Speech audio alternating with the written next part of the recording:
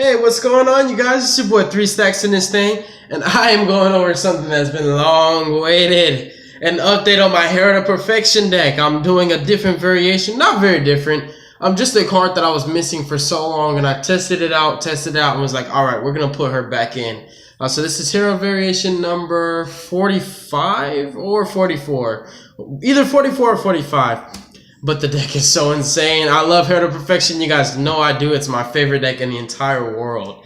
First of all, let's go ahead and get our shoutouts out the way. Shoutouts to Team APS. Shoutouts to the Cali Effect King of Games. Shoutouts to Yugioh. Shoutouts to DZ. Also, shoutouts to MetaMats, our sponsors. I freaking love this mat, man. I've never had a play mat like this. They really do good work. And also, shoutouts to Gerard's One Stop Card Gaming. Just love it. Also, I'm sorry, shout outs to Team FTK. They're pretty cool. They're also basically like our neighbor team. So now with the shout outs out of the way, let's hop right into this deck profile. So we're playing 3 copies of Herald of Perfection, the best boss monster in the game of Yu-Gi-Oh! There is no better boss monster. No, there's not. There's no better boss monster. And his gangsta side hoe, Saffira, the Queen of Dragons. I finally put her back into my deck. Now, theorize with me for a second, because there's good reasons why I didn't play this card for the longest. I only wanted to play 1 ritual spell, because I feel like if I drew the ritual monster, I wanted the ritual spell to match. You feel me? That was the big thing with playing Saffira, is that she requires a different ritual. And that's why, for the longest, I just played pure Herald as my competitive build. Just if I draw Dawn and Herald and I draw Saffira, it was like an issue. But I tested it strenuously, and it works out so clutch. And having the Zoo engine helps out so much, because if you have a hand that seems bricky, any Zoo monster fixes that. So I'm playing 1 Saffira and 3 of my Heralds.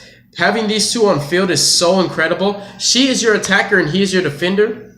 He protects you, and she's enabling you to do a lot of damage. In addition to that, she generates free advantage during each of your end phases. Obviously, if you discard fairies to negate your opponent's card effects with your Herald of Perfection, during your end phase, you can either, draw 2, getting extra fairies, and then discard 1. You can literally just discard a card from your opponent's hand, which also has great synergy with, your Ouroboros, when you can literally just discard 2 cards from your opponent's hand, 1 with Ouroboros and 1 with her. And you can also add any light monster from your graveyard to your hand. You can add back Honest.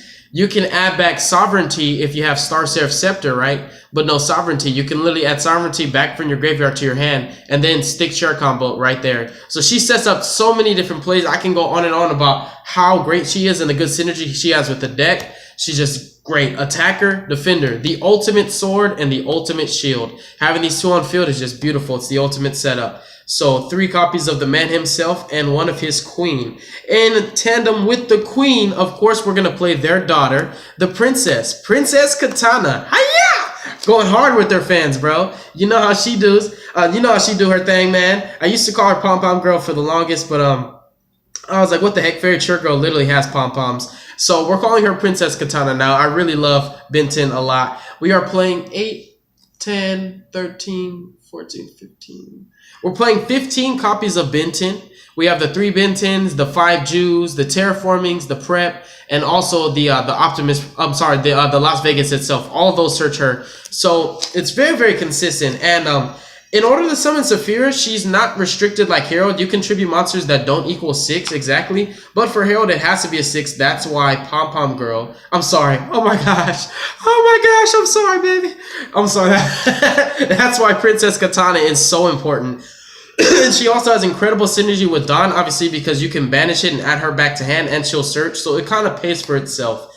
And that will sum up the blue cards. Normally, I run just the 6 blue cards.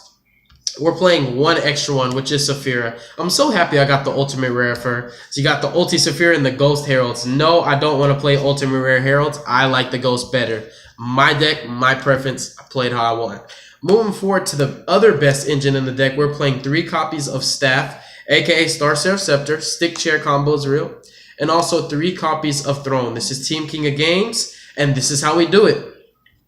We pretty much get out Herald. He sits on his chair. He has Scepter in his hand, and he's got his side hoe right here. Not his side hoe, his wife, his main hoe.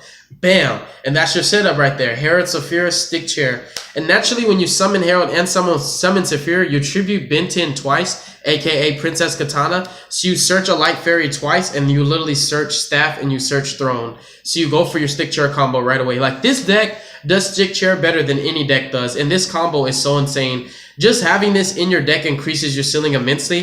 And in addition to that, you search this combo out. So it's just like you always stick chair every single game.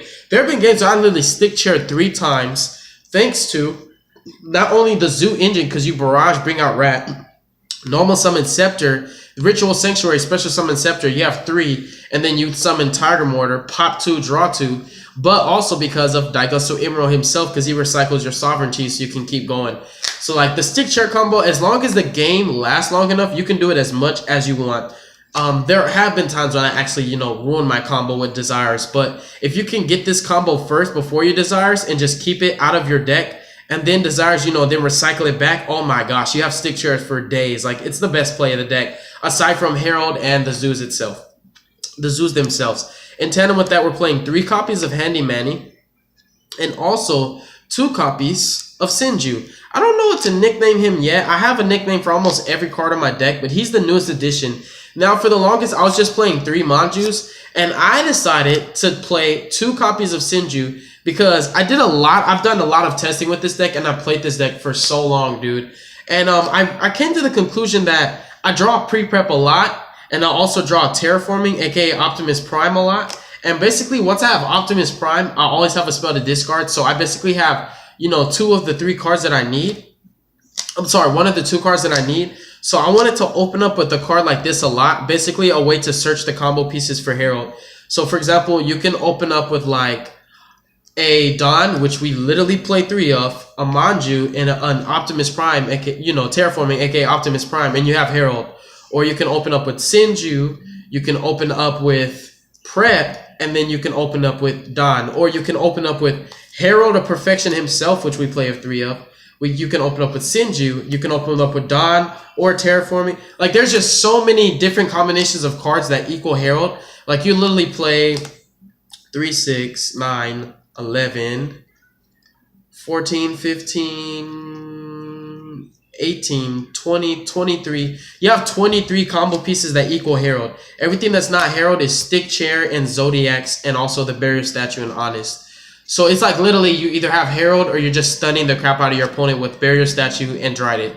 I really love the deck a lot. Like, its minimum field is going to be like Tridents. And of course, when you open up with your Ties of the Brethren, you just immediately bring out that Barrier Statue. Just pretty darn clutch. So I have my reasons for playing the 2 Sinju, because Sinju is the equivalent of Manju. For the most part, I'll always use Handy Manny to search out my Princess Katana. And now having Saffira, the Queen of the Dragons, I haven't nicknamed her yet. You can search her out with Handy Manny. So for the most part, I'll always use him to search for the Ritual monster. The Ritual spell always got searched out with pre-prep or with Optimus Prime and Ritual Sanctuary. And there's a lot of times when you just hard draw him or hard draw her. You do play them at 3. So it's not like, oh my gosh, you'll never draw them. You know, you play them at 3. So that was the reason for bumping up, basically the juice to 5. And he's a bit more versatile because he does search the Ritual spell or the Ritual monster. But like I told you guys, for the most part, I'm always using him to just go straight to Princess Katana. So it's a similar concept. If you open up with Sinju, he's the equivalent to the Handy Manny because I always search Benton. The only time he might be extra clutch is if you have, for example, Las Vegas, and you have a Dawn of the Herald, and you have if you have a Las Vegas, and you have him, right, Ritual Sanctuary Manju, and you have regular prep. You can normal summon him, search for Dawn of the Herald, activate Ritual Sanctuary, discard Dawn to search for your Benton, then activate this, search for Herald, and then add Dawn back from your graveyard. Then you have an immediately Herald of Perfection like play. It's just a cool combo. Like, where you literally just open up with it's just so cool. So he's a bit more versatile than Sinju, but I do love having the 5 juice because it also increases my ceiling and higher odds and chances to open up with the combo pieces I need to make my Herald. Because it is a Ritual deck, so it's combo oriented. We're playing 1 copy of Honest. With the new addition of Saffira, you abuse Honest so much that I was like, you know what, let's just go ahead and cut this guy down to 1. Because you always get the 1 back, whether you get it back off of Saffira or Ritual Sanctuary, you always have it.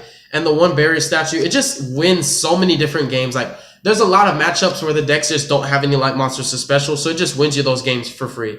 And then for the Zoos, we play 2 copies of Ratatouille and also 1 Queen of the Snakes. Now, the other build I had, I was playing 2 Ratatouille and also 2 Whiptails, aka Queen of the Snakes. But to make room for my Saffira and her ritual, I had to cut a whiptail and also one copy of my Ties of the Brethren in order to fit them in. So I just literally took out one whiptail and one tie. So I still have whiptail and I still have ties. I just cut, you know, their ratios down. So I didn't lose anything. I just lost numbers and ratios. And then for spells, we're playing the 4 preps, the best spells in this deck. They get recycled and abused like crazy. They're the pluses of the deck. We're also playing 3 copies of the sauce, Juice and Berries, and the sauce. A lot of people can say 3 desires is bad. You need pluses in this deck. Once you have Herald of Perfection, all you care about is drawing fairies. So if I have Herald on board, I don't care what I banish at this point. I just want 6 fairies in hand so that you cannot play Yu-Gi-Oh! So that's the thing with desires. And it also fixes your hands. Like, there are hands when you open up with this and it's like if you didn't play that 3, you wouldn't open up with it as often. And it fixes your hands. Like I did a test video where I drew into desires off a stick chair. Then the desires drew me a spell to discard off a Ritual Sanctuary. Like it's just a combo piece in addition to being a generic +1 that you can recycle with your Ritual Sanctuary. It's just such a great spell, dude. Like you can literally put back 6 spells back into your deck, and then Daigusto Emerald 3 monsters. You put back 9 of the 10 cards, and then you can resolve desires again. 3 copies of Bayrosh. This spell is just freaking insane. Like, your spells are good. Every spell in this deck is good. If you draw a spell, it's never going to be bad. Like, your spells are such insane power plays. And unfortunately, we're only playing 2 copies of the Ties of the Brethren this time. I had to cut 1 for Saffira's ritual spell and 1 whiptail for Saffira herself. So I cut a spell for a spell and a monster for a monster to keep my ratios right. So that's kind of sad, but you do recycle it back into your deck and you have a lot of draw power. I played it at 3 because it was such an important combo piece to me. It was like seeing this is the equivalent to a Zoodiac Barrage or even Herald itself, because it's basically like a control aspect that it gives to your deck. When you bring out Barrier Statue, a lot of decks just can't play around that. Like Pure Zoos literally just can't do it. And then we're playing 3 copies of Las Vegas, which is pretty much the best spell in the deck aside from the preps because it gets such longevity. Naturally, you take a -1 when you activate it, but as long as it stays on the field, you generate free pluses from it and searches every single turn you get to search, which is pretty insane. And we're also playing 2 copies of Optimus Prime. So I believe firmly in 2 Optimus Prime in this deck just because unfortunately, Las Vegas is a hard once per turn, and you do have a lot of draw power, a lot, and I mean a lot. So it doesn't really hurt having 1 less terraforming. And then for the ritual spells, we're playing the 3 Dons, which is pretty standard, you know, for a Herald of Perfection deck. And of course, the 1 Hymn of Light. Now, the Hymn of Light in Graveyard increases your ceiling because it protects your Herald from being destroyed by battle or card effect, and it does not activate. So if your opponent tries to Solemn Strike your Herald's effect, you can banish this and Herald still stays. So that's pretty cool. And it also just helps, like, you know, Utopia the Lightning, True Draco, Spells and Traps, stuff like that. Moving forward to the extra deck, we play 1 copy of Mrs. Radiant, 2 Roadkills, 1 Chicago Bulls, 1 Baby Bambuku, 1 Khan from the Jungle Book, 1 Hammer Kong, I haven't nicknamed him yet, and 1 Bacon Bits. Now, the only thing that I cut in the Zoo engine was literally 1 Chicago Bulls to play the Hammer Kong, because Hammer Kong increases your ceiling. And since my deck has went through a couple of changes and we are in Link format, I wanted to be able to do the 1-card Zoo combo with the Hammer Kong and the Dryden and still pay for itself. So I was like, you know what? We only have the 1 Whiptail for the 1 search off of the 1 Bravo, so it makes sense to just play the 1. You know, it might hurt if you're playing against True King Dinos, but you also have to keep in mind that the only reason that I'm really playing the Zoo engine in here is to have Dryden, because I like Dryden, Barrier Statue, and Herald. Or if I don't have Herald of Perfection, I want Barrier Statue and Dryden. But at bare minimum, I always have Dryden, and that's what I like about it, because Dryden pops 1 extra card, which means if I open with 4 fairies for 4 negates and my opponent has 5 cards in hand, Dryden will match the 5th card that I naturally could not negate because I only have 4 fairies. So she does increase my stealing a lot. I just love the Zoos so much in this deck. They give you great recovery and 1-card combos are pretty good. The Utopia package, I believe firmly in 2 Resource Manager, General Manager and Assistant Manager. I just like playing the 2 Emerald. We're in Link format, but I don't care. Managing my resources is much more important. So I like playing 2 Emerald because you put the 2nd one back. And also, I'm playing a Ritual deck, if you guys didn't notice, so I don't really need my extra deck. It's just nice to have Herald of Perfection with something next to him.